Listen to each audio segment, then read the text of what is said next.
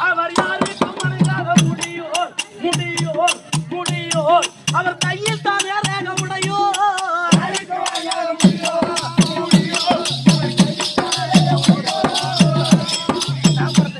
அவர் கையில் தானே ரேக உடையோர்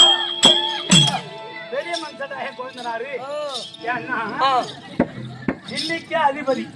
ஆமா அவர் என்ன கல்யாணம் பண்ணணும்ன்ற ஆசை ஆமா